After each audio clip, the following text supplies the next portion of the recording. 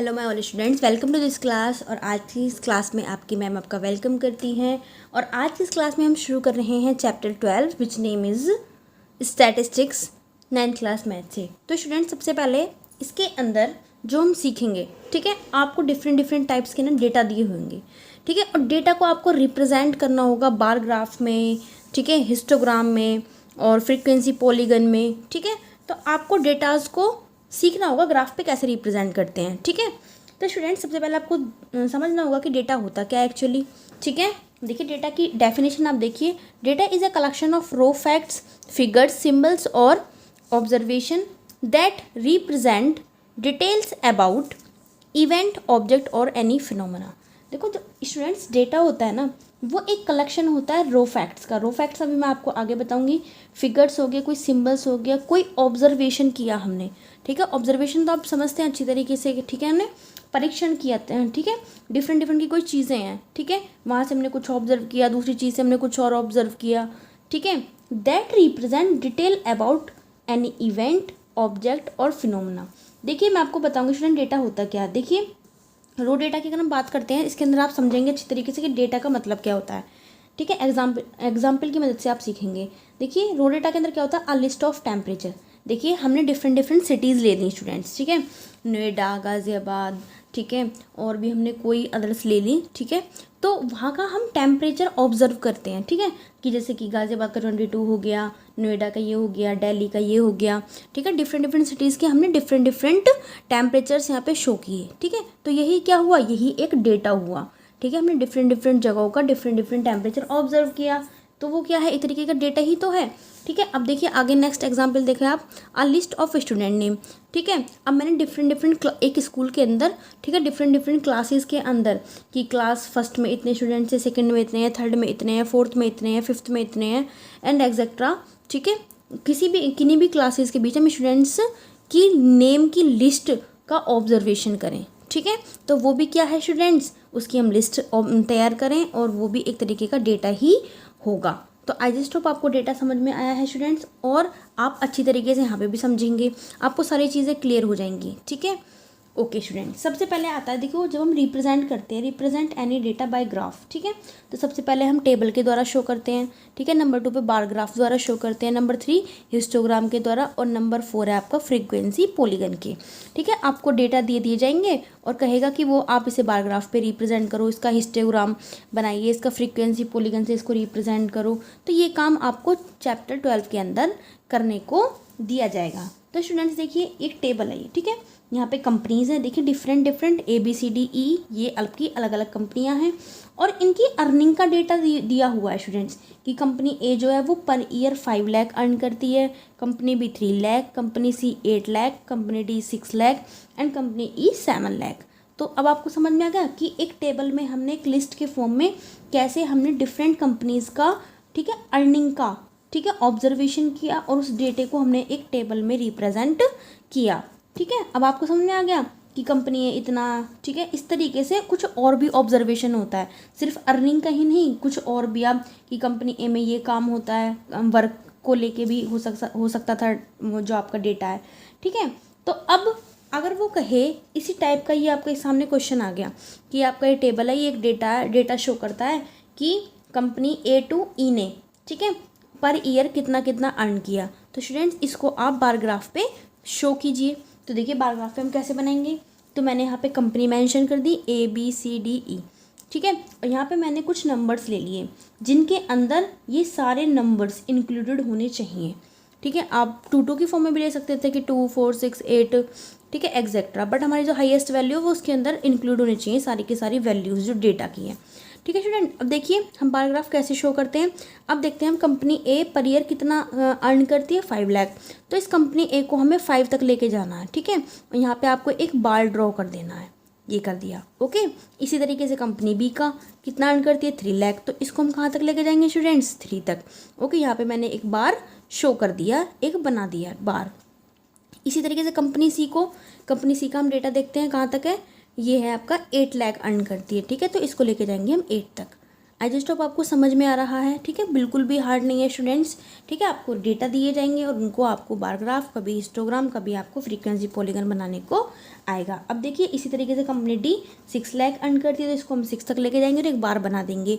इसी तरीके से ई जो अर्न करती है वो आपका कितना अर्न करती है 7 लाख, तो इसको 7 तक लेके जाएंगे। बस हमने बार्स के अंदर शेड कर दिया और ये इस डेटा का बार ग्राफ द्वारा रिप्रेजेंटेशन है स्टूडेंट्स, ठीक है। तो आपको बार ग्राफ आइजेस्टॉप समझ में आया है। ओके, नेक्स्ट की बात करते हैं हम हिस्टोग्राम।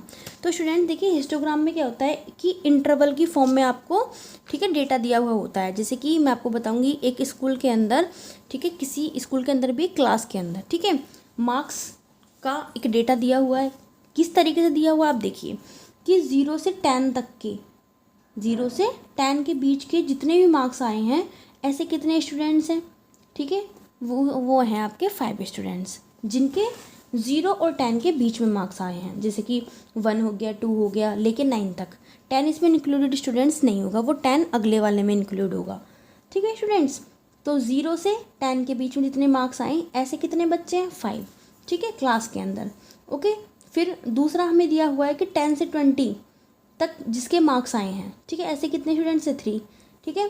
20 से लेके 30 तक के नंबर जो आए हैं उसमें हम लोअर और अपर इंक्लूड नहीं, मतलब अपर नहीं इंक्लूड करेंगे, आपका लोअर तो आपका इंक्लूड होगा। 20 से लेके 29 तक के मार्क्स आए हैं ऐसे कितने बच्चे हैं 8। 30 से लेके 39 तक के जो मार्क्स आए हैं ऐसे कितने बच्चे हैं 10, ठीक है। और 40 से लेके 49 तक के बीच में जितने भी नंबर्स आए हैं, ठीक है, तो ऐसे कितने बच्चे हैं, ऐसे हैं आपके पास 6। 50 से लेके 59 तक, ठीक है, नंबर जो आए हैं वो कितने स्टूडेंट्स के आए हैं 8 स्टूडेंट्स के। इसी तरीके से 60 से 70 के बीच में जो मार्क्स आए हैं वो 12 स्टूडेंट्स के आए हैं।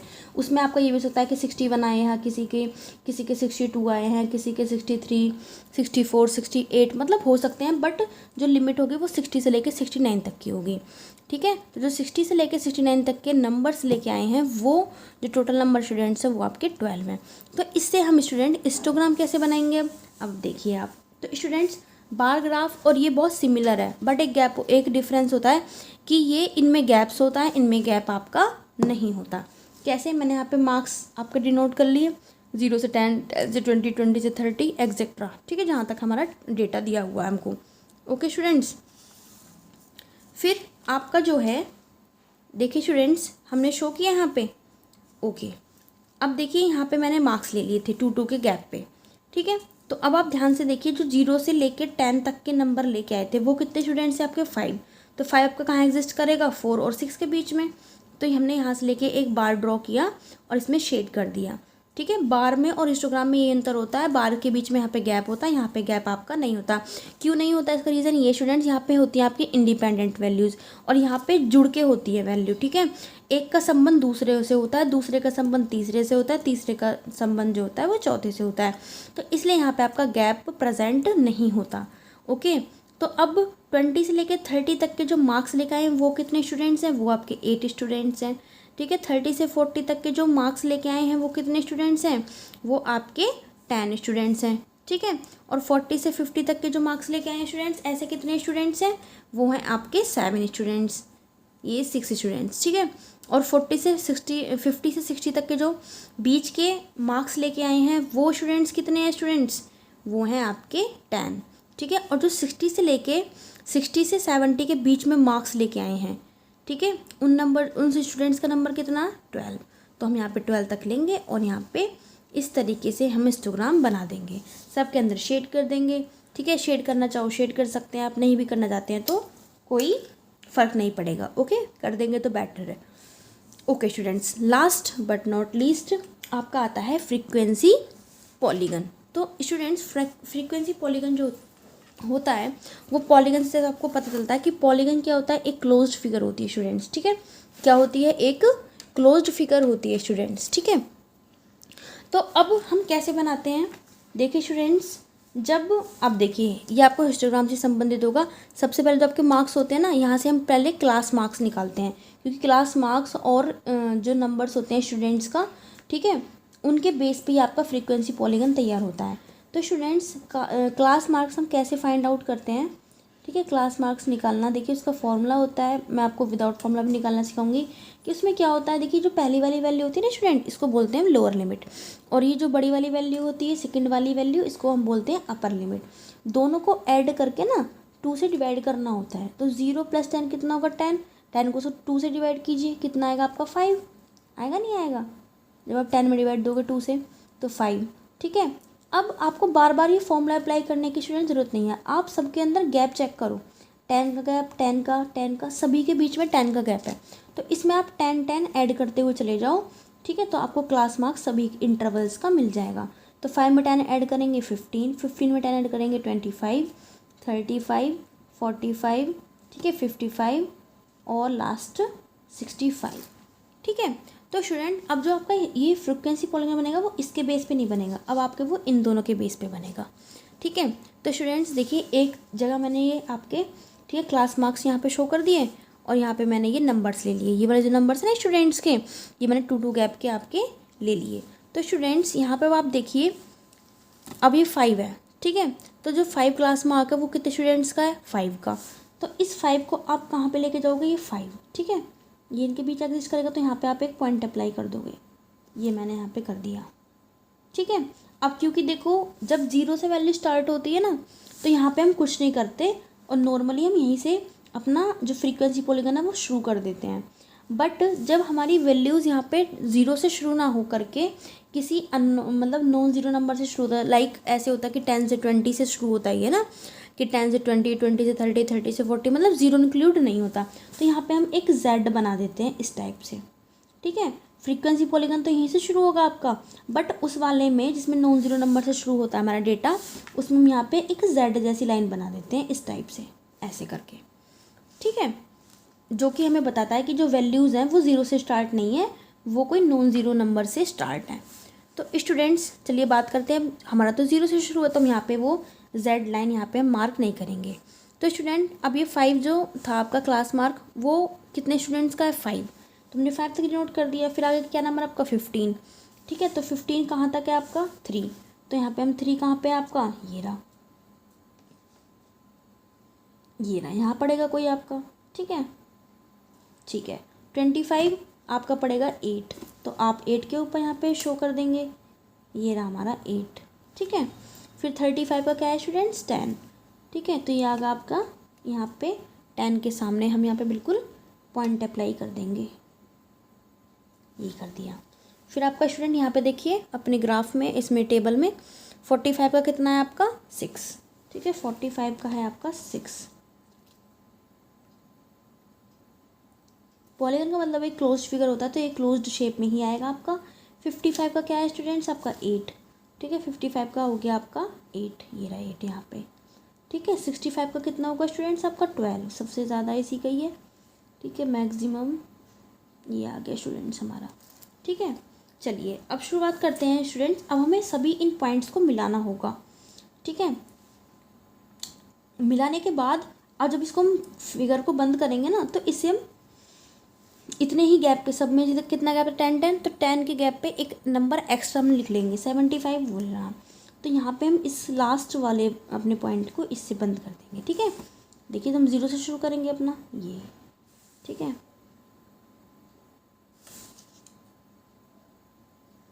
सबको हमको मिलाना होगा अच्छे से।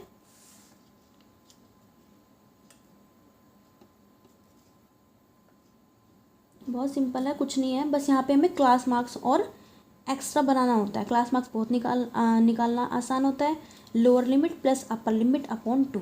ठीक है। अब देखो हमें बंद करना है ना, अब हमने एक एक्स्ट्रा वैल्यू यहाँ पे नोट कर ली थी, ठीक है, जो कि हमारे टेबल में नहीं थी। ठीक है। तो हमेशा एक्स्ट्रा वैल्यू पे हम इसको बंद करते हैं, ये कर दिया।